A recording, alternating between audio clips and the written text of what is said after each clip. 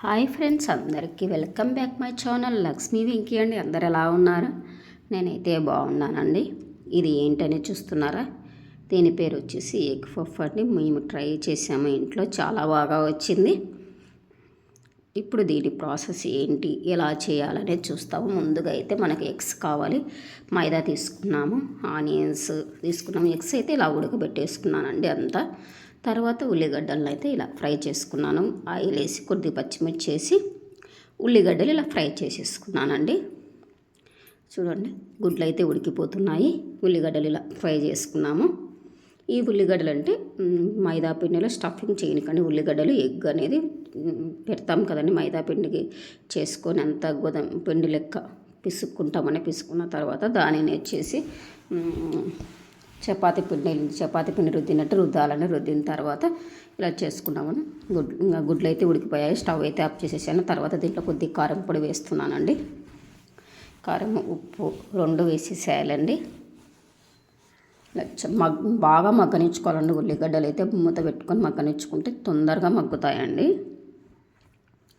తర్వాత అయితే ఉప్పు వేస్తున్నామండి, కాస్త సాల్ట్ వేస్తాము. మీరు ఎప్పుడైనా ఇలా ట్రై చేశారండి? నేనైతే 2-3 టైమ్స్ ట్రై చేసామండి, చాలా బాగా వచ్చింది. తర్వాత గరం మసాలా వేసాము, తర్వాత ధనియా పిండి వేసాము, చికెన్ మసాలా వేసాము. ఇలా అన్ని మసాలాలు వేసుకుంటే కొద్దిగా టేస్ట్ అనేది వస్తుందండి మనకి. సేమ్ మనము బేకరీలో ఎలా చేసుకున్నామో అలా వచ్చిందండి. టేస్ట్ అయితే చాలా చాలా బాగుంది. మేము ఒక 8 చేసుకున్నామండి, ఎక్కువ చేసుకోలేదు. ఆ రోజు సండే కాబట్టి చికెన్ మటన్ రెండు ఉన్నాయి, అందుకు మేము కొద్దిగానే చేసుకున్నాము. మా బాబు అడుగుతున్నాడని చేసుకున్నానండి నేను. చూడండి, లాస్ట్కు ఇలా రెడీ అయిపోయింది. ఇది అండి మనకు ప్రాసెస్ అయితే ఇప్పుడు ఇలా అయిపోయింది. గుడ్లు కూడా ఉడికించుకొని పెట్టుకున్నాం కదండి పక్కన. ఇవి అంతా ఇలా కలగలుపుకొని కొద్దిసేపు ఒక 2 మినిట్స్ ఉడకనిస్తే సరిపోతుందండి. ఇంకా అంతా ఫైనల్కి వచ్చేసింది ఇది ఉల్లిగడ్డలది అనేది.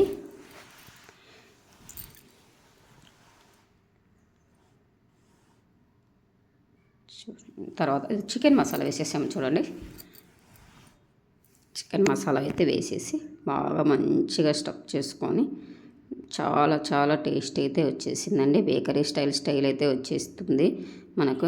మీరు ఎప్పుడైనా ఇంట్లో ట్రై చేయండి, బాగా వస్తుందండి. బయట తినేదానికంటే ఇంట్లో చాలా మెరుగు. తర్వాత మైదా పిండిని అయితే జల్లించుకున్నానండి. జల్లించుకొని ఇందులో ఉప్పు, ఆయిల్ వేసుకున్నానండి. చపాతీ పిండి లెక్క కలుపుకున్నాను.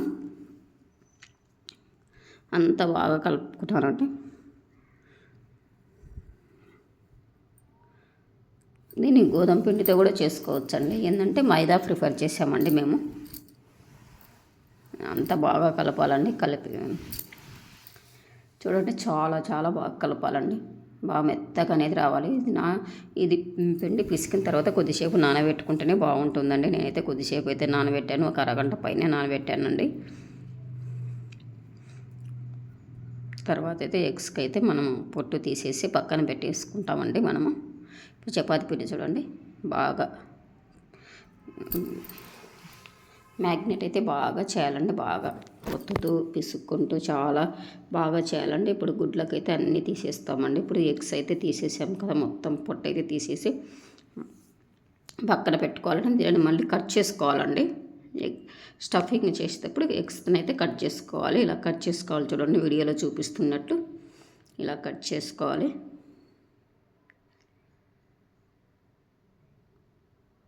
మొత్తాన్ని అయితే ఇలా కట్ చేసుకోవాలి. 2 భాగాలు కట్ చేసుకోవాలి. ఒక గుడ్డును 2 భాగాలుగా కట్ చేసుకొని మొత్తం అనేది ఇలా పక్కన పెట్టుకోవాలండి. తర్వాత అయితే మైదా పిండిని తీసుకొని నానిన తర్వాత ఇట్లా లావు ముద్దలుగా చేసుకోవాలి. 4 ముద్దలు కలిపి ఒక చపాతీ పిండి అయితే 4 ముద్దలు పక్కన పెట్టుకోవాలండి. ఇలా పిండిని ఇలా కలుపుకున్న తర్వాత ఒకదాని మీద ఒకటి వేసి మనము ఇట్లాంటివి 4 చేసుకోవాలండి. ఇట్లా రౌండ్గా 4 చేసుకొని ఒకదాని మీద ఒకటి, అంటే నూనె పట్టించి ఒక తర్వాత మళ్ళీ నూనె పట్టించి ఒకటి వేసుకోవాలి, మళ్ళీ ఆయిల్ పట్టించి ఒకటి, అట్లా వేసుకుంటా మొత్తాన్ని అయితే ఇలా చేసుకోవాలండి. ఇలా నేను నూనె మిస్ అయింది మీకు చూపించడం. నేను ఫస్ట్నైతే మర్చిపోయామండి మేము నూనె వేయడము. ఇలా 4 వల్లకి షేప్ వచ్చేటట్టు కట్ చేసుకోవాలండి. దాన్ని సపరేట్ చేయాలండి. దాన్ని ఆ భాగాన్ని అంతా తీసేసి పక్కకు పెట్టేసుకోవాలండి. తర్వాత దీంట్లో 4 భాగాలు చేయాలి వాళ్ళు.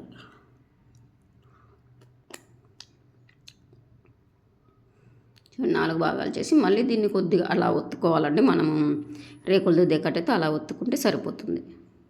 మధ్యలోనే ఒత్తుకోవాలి. అలా అలా ఒత్తుకోవాలండి. అలా ఒత్తుకొని పక్కకు పెట్టేసుకున్నాం. అన్నీ ఆ విధంగా అన్నీ అలాగనే చేసుకొని పక్కకు పెట్టేసుకుంటే సరిపోతుందండి. దాంట్లో ఒక్కొక్క లేయర్ అనేది మనకు తీసి దాంట్లో స్టఫింగ్ ఒక్కొక్క లేయర్ అనేది మనము అతికించుకుంటూ రావాలండి. చూపిస్తాను ఇప్పుడు వీడియోలో చూడండి ఒకసారి. ఒక్కొక్క లేయర్ అనేది అతికించుకుంటూ వస్తే మొత్తాన్ని అనేది మనము చూడండి ఒక్కొక్క లేయర్ అనేది వస్తుంది కదా ఇట్లా. ఇప్పుడైతే మనము ఆనియన్స్ది పెట్టేస్తాము. తర్వాత ఎగ్ పెట్టేస్తాము. ఆనియన్ స్టఫింగ్ ఎగ్ 2 స్టఫింగ్ చేసేయాలండి. దీనిని మొత్తాన్ని అయితే అతికిచ్చేసేయాలి. మనకు బేకరీలో వచ్చినంత షేప్ రాకపోవచ్చండి. తింటే మాత్రం అదే టేస్ట్ కనిపిస్తుందండి. ఖచ్చితంగా ట్రై చేయండి దీన్ని అయితే మాత్రము. నేను ట్రై చేసి చెప్తున్నాను. నేను 2-3 టైమ్స్ ట్రై చేసిన తర్వాత నేను వీడియోని అప్లోడ్ చేయడం జరిగింది. తర్వాత ఇంకొక లేయర్, అట్లా 4 లేయర్లు వస్తాయండి. ఫస్ట్ ఒకటి అయిపోయింది, తర్వాత ఒకటి, ఇంకా ఎక్కువ 5 మనం వచ్చేసి 5-6 చపాతీలు పెట్టి ఒకటేసారి కట్ చేసుకోవచ్చు అండి. అప్పుడు ఇంకా మందంగా వస్తుంది. మందంగా వస్తే ఏమిటంటే కొద్దిగా నూనెలో వేగటానికి టైం పడుతుందండి. ఇలా మొత్తాన్ని అంతా చేసేసుకోవాలండి.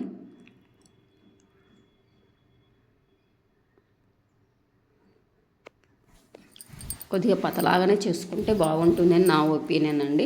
మందంగా చేసుకోవడం వల్ల నూనెలో వేగటానికి టైం పడుతుంది. మనం ఓవెన్లో కాదండి చూసేది, నూనె డీప్ ఫ్రైకి సరిపడా నూనె పెట్టుకొని అందులో చేస్తామండి. మనము ఇలా డీప్ ఫ్రైకి నూనె పెట్టుకొని ఇలా వేసేసాము చూడండి. అలా కాగుతూ ఉన్నాయి. మీ సిమ్లోనే పెట్టుకోవాలండి. మీడియం టు సిమ్లో, హైలో అయితే పెట్టుకోకూడదు. హైలో పెట్టుకోవడం వల్ల లోపలైతే పచ్చిగా ఉంటుందండి. ఈ మైదా పిండి అనేది సరిగ్గా కాలదు, టేస్ట్ అంత బాగా రాదండి. చూడండి అన్నీ ఇలా ఫ్రై చేసుకోవాలి.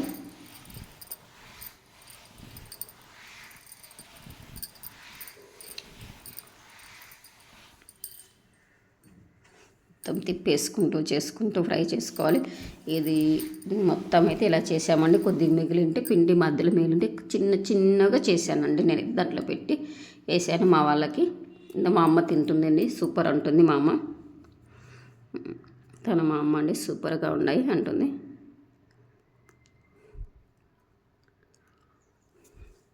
ఇప్పుడైతే దీన్ని కట్ చేసి చూపిస్తున్నాను చూడండి.